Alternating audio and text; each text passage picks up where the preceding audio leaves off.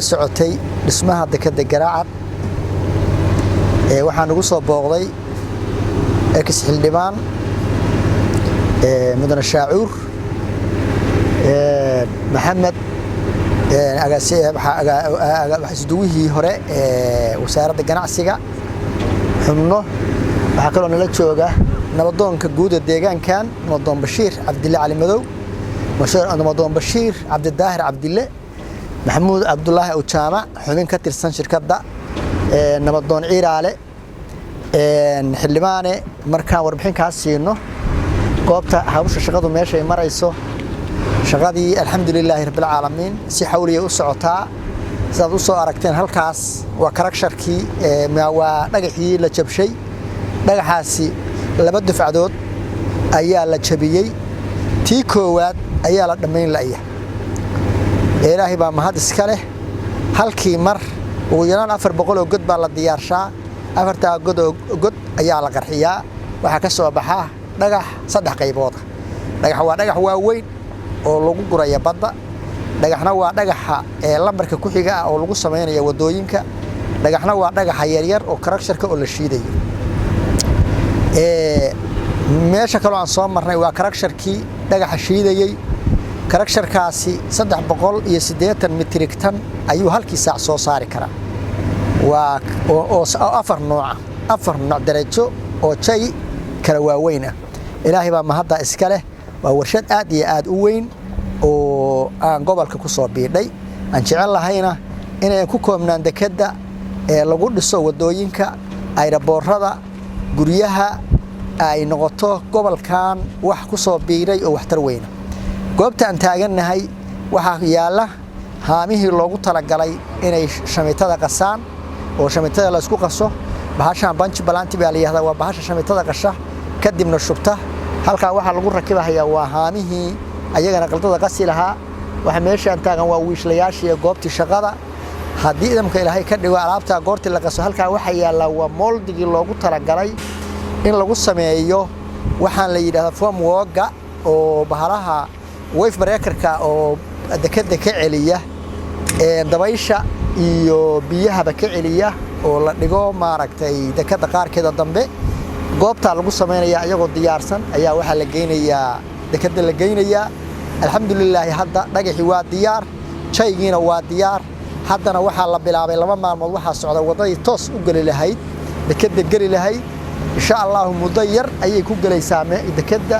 halka markay gashana waxa bilaabanaya dhismihii tooska ahaa oo dhagaxa waaweyn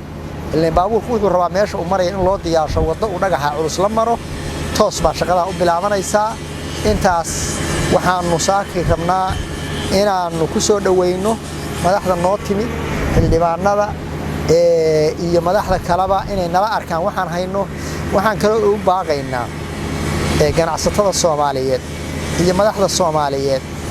waxa hawshaan meesha maraysa waa halkaas qof waliba inuu ka qaato qaybtiisa iyo saamigiisa kii dhaqaale ku darsan lahaa iyo kii cod ku taageerin lahaa qof waliba waxa la rabaa cod iyo coodba in laga qayb qaato sida ugu dhaqsaha badan ayaan malaynaynaa dekadaas inay u diyaar garowdo waqti dhowna ay wax laga soo tago haddii idamka ilaahay ka dhigo bacda salaam aad baan u soo dhaweynaynaa xildhibaanka iyo waftiga la socda uu hogaaminayo aad iyo aad baan u salaamaynaa bacda salaam waad arkaysaa meeshaan taagannihiin waa shaqadii meesha ka socotay kamaniga weeye TTN iyo wadaagsin waxa dhabarkayga taagan waad arkaysaana waa bahashii shamiitada loogu talagalay laamiga dhagaxii waad aragtaan in la baxshay saysyada waa aragtaan iyo wadooyinkii bahalaha guuxayay wiishashka waad u jeedaan hashi waa irmaanaad waa dhashay hashi godolkiina waa ku taagan yahay cid maali lahayd baa loo baahan yahay cid maali lahayd baa loo baahan yahay cid maalaysana waa garanaysaana waa cidii u qalanta weeye waa waxgaradka waa maalqabeennada beecmusharka waa aqoon-yahanada waa dadka nuxur kale oo garanaya waxa ay tahay meeshaan maanta intii aan sugaynay oo laga bilaabo 61 ilaa saacaddan aan sugaynay maanta ay irmaan tahay waxaan idin leenahay ku boorinaynaa inaad nagala soo qayb gashaan inaad u soo degdegtaaniin inaan inta ka haray aanu faraha la gallo oo qabsanno waxa noo dhiman hadda waxa noo dhiman in badii lagu guro dhagaxii oo laashi la galo farsamada intaas aan nooga hartay wixii kale waa diyaar waa la soo dhameeyay waxaan aad iyo aad u leeyahay dadka jaaliyadaha aqoon-yahanada ganacsatada rag iyo dumarba inaad ka soo qayb gashaaniin oo gaawihiina soo qaadataan dhinacina ka maashaan haddii alla idmo saasaan ku boorinaynaa waan ku soo dhaweynaynaa ومهد علينا يا هالوضعنا شركة شغلان وضع نضياش الديجان كا يوحجرت كانوا يسودوا ماشي بيسك شغلة كسعته أنا أقول شرايبان صاق اللي ماشى شراي قلب شغله قاعد وسعته ما تواصل وحش معاه بانميد وحن توقع عيني وحكوين بانا رجنا مركان شغلنا قال كعيا يجروا أنت كسر الشيء shaqo iyo garacad baa wax ka socdaan baa maqal nagu ahayd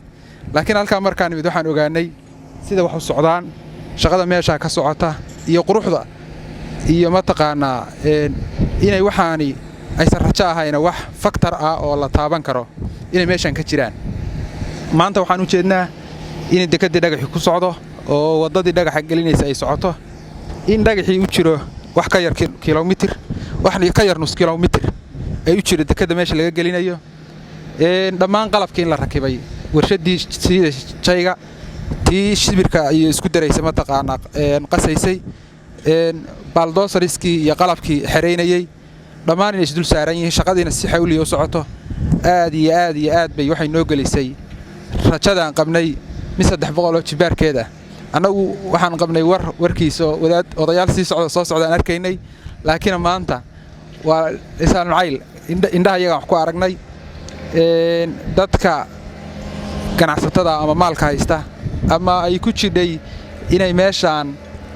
ay waxaan ama socon waayaan saaka waxaan u sheegaynaa inay socotay oo dhaqaaqday oo aysan ahayn wax la iska yiri ay tahay wax practic ah xildhibaanku waa ganacsade saaka waa nugu soo celiyo wuxuu yiri ilaa way laaba shalay markaan nimid maanta waa ku noqonaynaa meeshii ka tegmayno annagu aan duuban shalay markii hore kaamirooyinka waa la diiday oo guddiga iyo hawl badan baan ka marray saaka inuu gudoomiyaha helo oo aan duubno waqti badan bay naga qaadatay 3 saacadood baan hadda u dib dhacnay alxamdulillah aad iyo aad waxaan ugu mahadcelinaynaa howlwadeennada meeshaan iyo raggii ikhtiraacay oo keenay in meeshaan wax laga bilaabi karo dekadaas waa intaas inoo jidhay weyna waqti badanna waa niyadda waa lagu hayay laakiin intii la suxil qaamay raggii suxil qaamay oo maskaxdooda iyo maalkooda ku bilaabay oo ku tijaabiyay oo dadkii indhahoodii iyo mataqaana iyo qulubtooda u soo jeediyay raggaas aad iyo aad baan ugu mahadcelinaynaa dadka deegaanka aamado mataqaana inay soo dhaweyn fiican iyo marxabayn fiican leeyihiin aad baan ugu mahadcelinaynaa dadka dibadda jira ama qurba joog ha ahaadeen daljoog oo raay warku ku soo gaara si ku turugtaana warsaaka anagu waxaan dul taaganahay garaaca dekedeedii oo socota oo si caadi u socota oo 6 bilood ka bacdi injineeradii iyo khubaradii shaqada gacantan ku haysayna dhaheen 6 bilood ka bacdi waa la isticmaalaya doonta ugu horeysa 6 bilood ka bacdi ku soo xiranaysa markii 6 bilood ama 28 bilood la joogana 18 bilood la joogana waxay noqon doontaa dekedaha Soomaaliya mid ugu casrisan arrin ma aha la iska yiri sida wax u socdaan oo u jeedaan dhagax meesha laga qaadayo wadadii way u jeedaan gelinaysay say shaqadaas isu dul saaran tahay dhagaxaas markii dekedaha la dhisayo markii ugu yarahay 100 kilomitir ama 70 kilomitir baa laga soo guraa ayagana Ilaahay subhanahu wa ta'ala wuxuu ugu deeqay in nus kilomitirka laga qaado oo laga geliyo dekeda waa wax nimca Ilaahay subhanahu wa ta'ala ugu deeqay garacad oo shawsha u fududeeyay waa inay mahadcelinayna ragii noo dhabar adeegay oo ninka la dhaho warsame ugu horeeyo iyo ragga kale oo akhyaarta ah reer garacadna waqti badan bay soo samreen dadku waa ku midmada laakiin insha Allah ta'ala mar dhaw ku cadcadaanayo salaam rasuulillah wa ala alihi wa sahbihi wa sallam ugu horeyn waxaan salaamayaa dhammaan dadka reer Puntland iyo ummadda Soomaaliyeed meel kasta ay joogto waxaan leeyahay ugu horeyn assalaamu calaykum wa rahmatullaahi wa barakaatuh salaan kadib maanta waxaan ku sugannahay deegaanka Garacad oo ah meeshii dekada laga dhisay dekada Garacad ugu horeyn waxaan u mahadcelinayaa gudoomiyaha shirkadda Wadaagsan iyo nabadoonka guud ee deegaanka iyo odayaasha kale runtii aad iyo aad noo soo dhaweeyay nuguna dhiirigeliyay noona fududeeyay imaatanka gudaheeda iyo inaan nimaano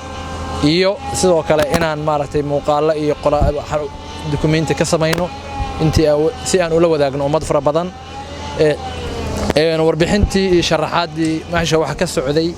waxaan u daayay ama qaatay ninka la yiraahdo warsame gudoomiyaha shirkadda Wadaagsan iyo Maxamed Cabdiraxmaan oo isaguna fariintiisa ku daray muhiimadda meesha ka socota waa la sheegay waxa weeye shaqo ballaaran dekad wax sahlan ma ahan wax shakhsiyaad dhisi karaan ma ahan oo waa wax company ama dawlado ay waxa way ku dhiiran karaan waa mashruuc weyn weeye marka run ahaantii la fiirsho haddana isku kalsoonida dadka ka dhaxaysa iyo dhiirashada ku jirta iyo hanka baa wuxuu fududeeyay runtii Ilaahay subhanahu wa ta'ala ay tala saarteen inay arintii riyadaas muddo badan lagu riyoonayay inay maanta rumowdo meel fiican bay wax marayaan shaqadan cidda wadaahay marka koowaad shirkad ahaan waa shirkad Turki ah waana shirkadii dhistay airportka Garowe soo saxma waa shirkadii dhistay airportka Garowe waa shirkad taariikh shaqo leh oo credit fiican leh sumcad leh shaqo badan qabatay waxeedina loo soo joogay airportka Garowe caalamiga dhistay qalabkii ay airport ku dhistay iyo qalab kale oo ka ballaaran oo dekadu u baahan tahay maanta waa yaalaan shaqo ballaaran baa socota shaqadu isku si parallel oo waxa weeye spherical bay socotaa dhinac shabaabka baa laga sameeyaa dhinac jeegi baa laga sameeyaa dhinac dhagaxii waxa laga sameyn lahaa baa la qarxinaya dhinac wadooyinkii baa la falayaa aad iyo aad bay shaqadu si xawli ugu socotaa aad iyo aad bay waxa weeye noo dhiirigelisay xogtii aan heli jirnay wixii looga sheekeyn jiray waxa weeye wax badan runtii ka bedelan ama waxa weeye xaqiiqdiina tusay imaatinka aan nimid عربت waxay tiraahdaa laysa al-khabaru kal muayyan wax laga sheekeeyay waxa aragtay wax siman maahan fariinta marka aan dirayna waxa weeye dadka ganacsatada ah dadka waxa weeye qof kasta ay kaalin buu ku leeyahay reer Puntland ah ummadda Soomaaliyeed bay dekedan u furan tahay reer Puntland bay u furan tahay cid allaaliye cidii maalka gashanaysa iyo cidii wax ku darsanaysa iyo cidii tala ku biiranaysa waa u furan tahay anigu gaar ahaan markaan mas'uulka ahay xildhibaan xilka hayayna waan la shaqeynayay oo garab taagnaa wax badan baan kala geystay talo iyo tabar haatanna waxaan diyaar u ahay insha Allah inaan sidii u garab taagnaado waxa yeelay waa wax ummadda Soomaaliyeed u aayeyso waa wax mashruuc ballaaran oo ummadda ka faa'iideysa weey wax kasto caam ah oo la qabanayana in laga qayb qaato oo la dhiirigeliyo oo la taakuleeyo adduunyo aakhiraba waxa weeye waxa laga helayaa wanaag iyo sharaf waxaan leeyahay marka dhamaantiin meel kasto aad joogtaan mashruucaani uu socday laga qayb qaato ninna waa ka harin mashaariicda kale ee Puntland u baahan tahay oo socdana waxa weeye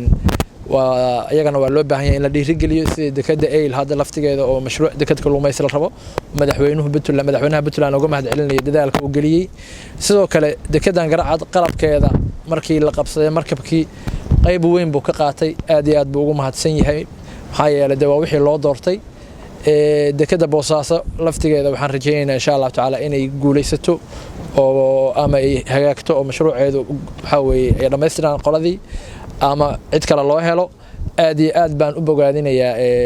dadaalada socda sidoo kale airportka Gaalkacyo oo la rajaynayo isna inuu socdo oo dhawaan bilaabmo wadada Eyl runtii mashaariic infrastructure-ka ay dalka waxay u soo jeedaan maalgashi iyo dadka imaanaya ee danaynaya inay Puntland meel istiraatiiji ku taala khayraad badan bay leedahay hodan bay tahay hadii dadkaasi ay helaan airporto iyo wadooyin iyo dekada ay wax soo xirtaan wax kasta imaanaya ganacsi kasta ku imaanaya waxa ka shay dalal badan oo aad u supply garin kartid Ethiopia darsana aho 80 milyan 90 milyan ah waxa weeye marka runtii dekada iyo airporto dhamaan waan u baahanahay magaalo kasta ee laga sameeyo loo arag inay dekad soo korodha ay cid caqabad ku tahay midna caqabad kuma ahan waa isbilayaan dekaduhuna noocyo badan bay u shaqeeyaan kuwa waxa weeye cargo kaliya kuwa maraakiibta badda maraysa shidaal ka qaataan sida petrol station kale u shaqeeya kuwa qaab kale u shaqeeya runtii marka aad iyo aad waxaan u bogaadinayaa dadkan ula talanaya in laga qayb qaato oo wax lagu darsado sheerku intuu nooc kasta u furan yahay qof kasta danaynayana wala soo xiriir kara gudoomiyaha waxaan gudoomiyaha shirkadana ka codsanayaa macluumaadka shirkadda iyo mashruucan socda inay wixii aan xasaasi ahayn ummadda la wadaagaan si ummaddu waxa weeye xiriir u soo sameeyso meel laga soo xiriirana inay jirtaan rajeynaya hadaysan jirin in la sameeyo aad iyo aad baan idin bogaadinaya aniguna wixii kulay tabartaya insha Allah taala waa garab taagtaan doonaa wixii aan qaban karo aqoontayda ah iyo tabartayda ahna waa huwa garabkeenna nahay aad iyo aad baan idinku mahad celinaya